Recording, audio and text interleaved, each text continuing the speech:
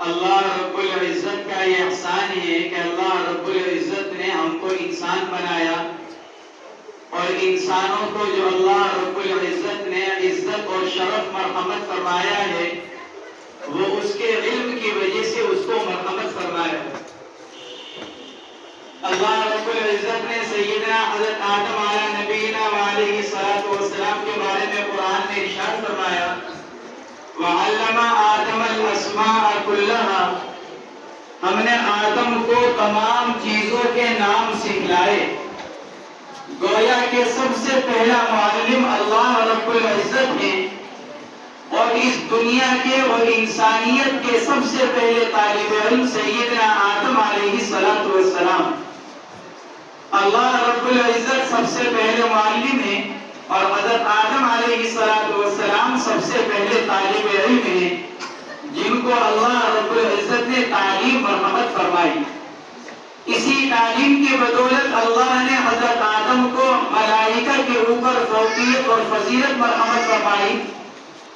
چنانچہ آدم علیہ السلام کو علم دیا گیا۔ جب فرشتوں نے اس پر اعتراض کیا کہ آدم علیہ السلام کو سجدہ کروایا جا رہا ہے اور آدم کو پیدا کیا گیا، تو اللہ رب العزت نے فرشتوں سے فرمایا تھا کہ تم ان چیزوں کے نام بتلاؤ جن کے نام آدم علیہ السلام بتلانے والے ہیں۔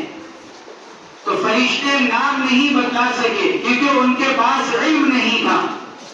آدم علیہ السلام نے چیزوں کے نام بتلائے اس لیے کہ ان کے پاس علم تھا۔ اللہ رب العزت نے علم سب سے قیمتی چیز بنائی ہے۔ دنیا کی کوئی چیز ایسی نہیں ہے کہ جس کے اندر زیادتی شریعت کے اندر مطلوب اور مستحسن ہو سوائے علم کے۔ علم ایک ایسی چیز ہے کہ جس کے اندر جتنا اضافہ ہوتا چلا جاتا ہے آدمی کی عزت بڑھتی چلی جاتی ہے۔ اسی لیے جناب رسول اللہ صلی اللہ علیہ وسلم کو اللہ رب العزت کی طرف سے حکم ہوا، وَقُلْ رَبِّ زِدْنِي عِلْمًا، نبی جی اللہ سے دعا مانگیے کہ اللہ میرے علم کے اندر زیادتی فرماتے رہیے، میرے علم کے اندر اضافہ فرمائیے۔ یہ علم صرف ایک ایسی چیز ہے کہ جس میں حضور پاک علیہ السلام کو حکم دیا جا رہا ہے کہ نبی جی علم کی زیادتی کی ہم سے دعا مانگیے اور علم کی زیادتی مانگیے ہم سے۔ اس لیے اللہ رب العزت نے انسانوں کی شرف، انسانوں کی عزت کے لیے علم کو بنایا۔ انسانیت کی عزت، مخلوقات کی عزت اللہ نے انسان کے ذریعے سے بنائی، اور انسان کو عزت اللہ نے علم کے اندر رکھی ہے۔ جس آدمی کے پاس جتنا علم آتا چلا جاتا ہے اور جو علم کے اندر آگے بڑھتا چلا جاتا ہے، لوگوں میں اس کی عزت اتنی بڑھتی چلی جاتی ہے۔ اسی لیے یہ بات مشہور ہے کہ پڑھا لکھا آدمی عزت والا ہوتا ہے، عزت حاصل کرتا ہے، اور جو آدمی جاہل رہ جاتا ہے وہ دنیا کے اندر بھی ذلیل ہوتا ہے اور دنیا کے اندر بھی بے عزت ہوتا ہے۔ میری ماں اور بہنوں، اللہ رب العزت کا یہ احسان ہے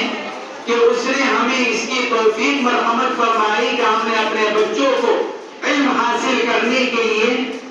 اسکول کے اندر داخل کرایا اور اس ادارے کے اندر بھیجا۔ یہ اللہ کے ہمارے اوپر بڑا احسان ہے اور اللہ کی بخشی ہوئی توفیق ہے، ورنہ کتنے ہی مسلمان بچوں کی تعداد ایسی ہے اور کتنے ہی مسلمان والدین ایسے مل جائیں گے کہ جو اپنے بچوں کو دین اور دنیا دونوں کی تعلیم سے محروم رکھے ہوئے ہیں۔ اللہ نے ہم کو توفیق دی، ہم نے اپنے بچوں کو اس ادارے کے اندر بھیجا تاکہ ہمارا بچہ دین اور دنیا دونوں کی تعلیم حاصل کرے۔ ہمارے بچے یہاں پر آئے، انہوں نے یہاں پر پڑھا، محنت کی، ہمارے ٹیچرز نے، ہمارے ذمہ داروں نے ان کے اوپر محنت کی، اور پھر وہ وقت آیا کہ سال پورا ہوا اور ایگزام کا وقت آیا اور ہمارے بچوں نے ایگزام دیا۔ اب ایگزام دینے کے اندر ماشاءاللہ ہمارے بچے کامیاب ہوئے، اللہ نے ان کو کامیاب کیا۔ کچھ بچے ایسے ہیں جو پوزیشن لے کر آئے اور کچھ بچے ایسے ہیں جو امتحان کے اندر کامیاب ہوئے۔ یہ اللہ رب العزت کا ہم پر احسان ہے،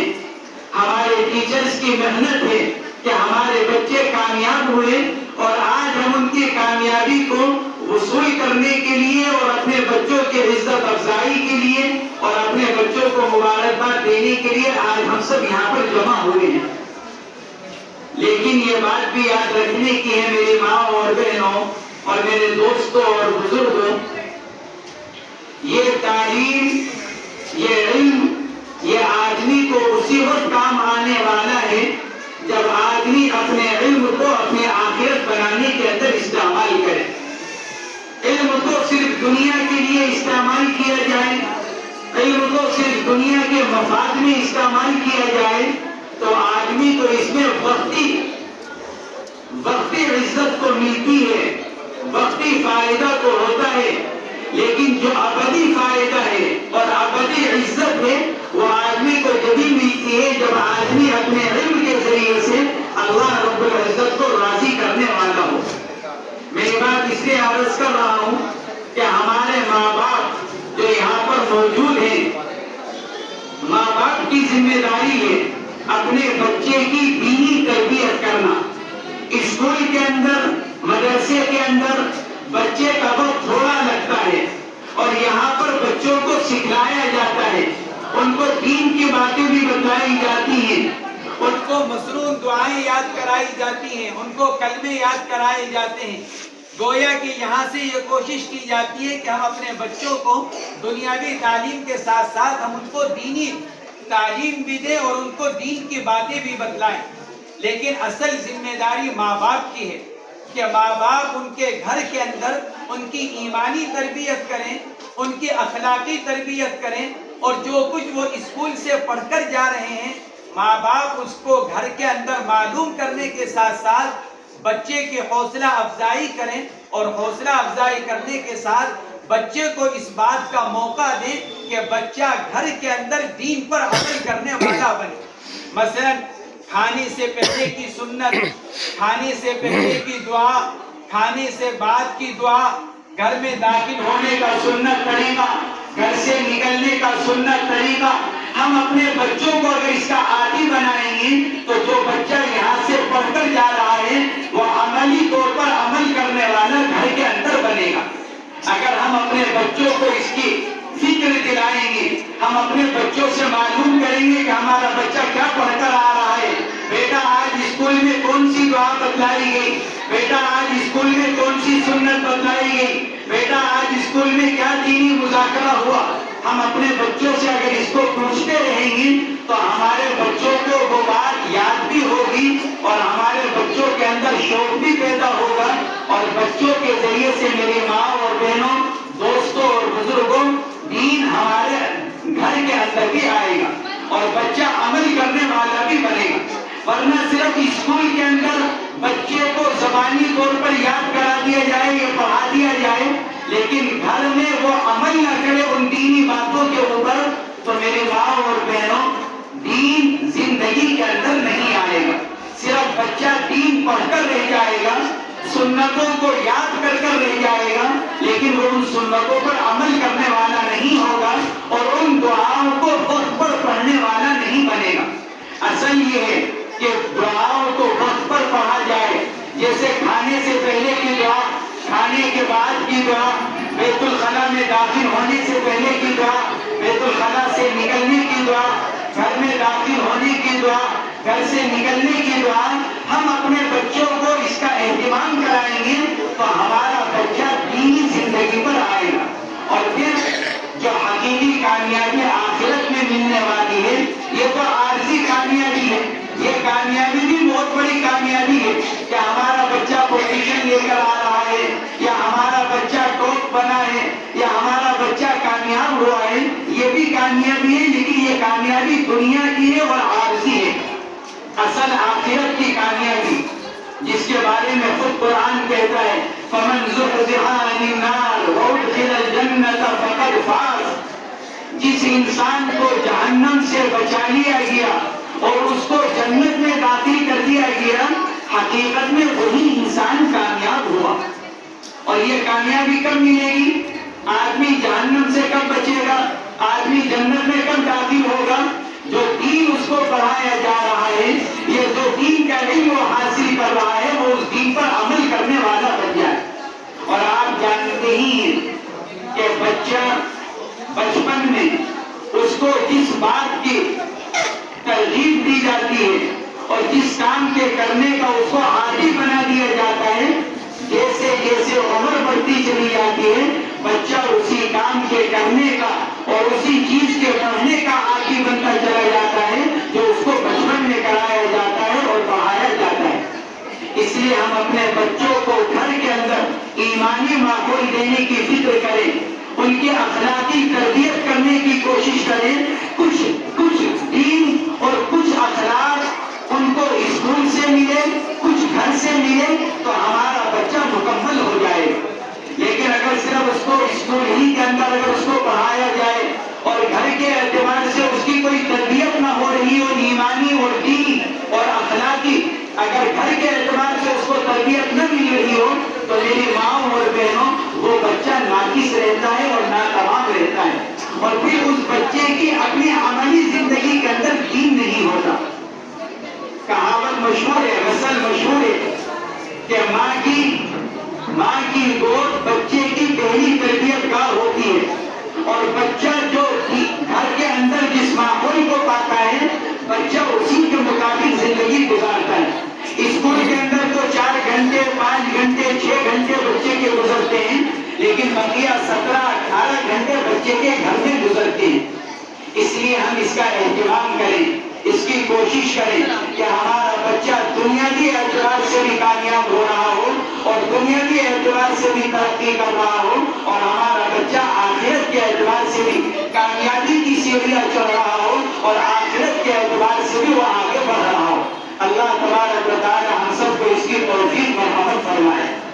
ہمارے بچے ماشاءاللہ یہاں پر جمع ہیں، ان بچوں سے یہ درخواست ہے کہ وہ جو بچے یہاں پر جو کچھ مصروف دعائیں سیکھیں، جو کچھ دین کی باتیں سیکھیں، جو کچھ ان کو دین کی باتیں بتلائی جائیں، ہمارے بچے گھروں میں جا کر اپنے ماں باپ کو ان باتوں کو بتلائیں، اپنے گھروں کے اندر ان کا تذکرہ کریں۔ خود بچے جا کر اپنے ماں باپ کو بتائیں کہ آج ہم کو یہ مصروف دعا سکھلائی گئی، آج ہم کو یہ سنت بتلائی گئی اور سکھلائی گئی، ہم کو یہ بتایا گیا کہ اس کام کو کرنے کا سنت طریقہ کیا ہے۔ خود ہمارے بچوں کو چاہیے کہ وہ اپنے گھر میں جا کر اپنے بہنوں سے، اپنے بھائیوں سے، اپنے ماں باپ سے، دادا دادی سے، نانا نانی سے اس کا تذکرہ کریں اور ان کو بتلائیں، اور اپنے گھر میں اس پر عمل کرنے کی فکر کریں اور کوشش کریں۔ کچھ فکر ہمارے ماں باپ کریں گے، کچھ بچہ اپنے ماں باپ کی فکر کرے گا اور بیان کرے گا، تذکرہ کرے گا،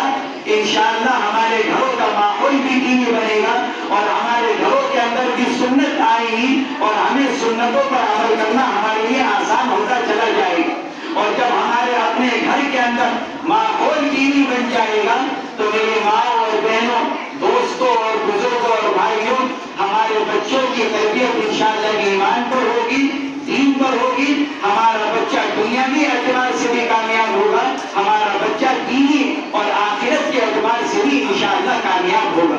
اللہ رب العزت ہمارے بچوں کو دینی اور دنیاوی مزید کامیابیاں مرحمت فرمائے اور ہمارے بچوں کو ہمارے آنکھوں کی ٹھنڈک بنائے۔ اللہ رب العزت نے قرآن پاک کے اندر اولاد کے اعتبار سے جو دعا نقل فرمائی ہے، ربنا هب لنا من ازواجنا وذرياتنا قرة اعين واجعلنا للمتقين اماما۔ میرے ماں اور بہنوں، حضرات علماء کرام نے لکھا ہے کہ جو آدمی اس دعا کے مانگنے کا اہتمام کرتا ہے، 19 پارے کی آیت ہے، پاؤں سے پہلے کی، ربنا هب لنا من ازواجنا وذرياتنا قرة اعين واجعلنا للمتقين اماما۔ علماء نے لکھا ہے کہ جو ماں باپ اس دعا کے مانگنے کا اہتمام کرتے ہیں، اللہ رب العزت اس کی اولاد کو فرما بردار بھی بناتے ہیں، اللہ رب العزت اس کی اولاد کو دنیا اور آخرت کے اعتبار سے کامیاب اولاد بناتے ہیں۔ وہ دین کے اعتبار سے بھی کامیاب ہوتی ہے، دنیا کے اعتبار سے بھی کامیاب ہوتی ہے۔ اس لیے ہم اپنے بچوں کی دینی تربیت کا اہتمام اور فکر بھی کریں ان کے لیے دعاؤں کا اہتمام بھی کریں. خاص طور سے جو یہ قرآنی دعا ہے ہم اسے مانگنے کا اہتمام کریں گے تو اس کی برکت سے انشاءاللہ ہماری اولاد دنیا کے اندر بھی کامیاب ہوگی, ہماری اولاد آخرت کے اندر بھی کامیاب ہوگی. اور جیسے آج ہم یہاں جمع ہیں اپنے بچوں کی کامیابی کو دیکھنے کے لیے, ایسے ہی انشاءاللہ ہم جنت میں بھی اسی طرح جمع ہوں گے, آخرت میں بھی انشاءاللہ اسی طرح جمع ہوں گے اپنے اولاد کی کامیابی کو دیکھنے کے لیے اور ایک دوسرے کو مبارکباد دینے کے لیے. اللہ تبارک و تعالی ہم سب کو قبول فرمائے اور اپنے بچوں کی دین کی فکر کرنے کی توفیق مرحمت فرمائے اور ہمارے بچوں کو دین اور دنیا دونوں اعتبار سے اللہ تبارک و تعالی کامیاب فرمائے. وآخر دعوانا الحمدللہ رب العالمین.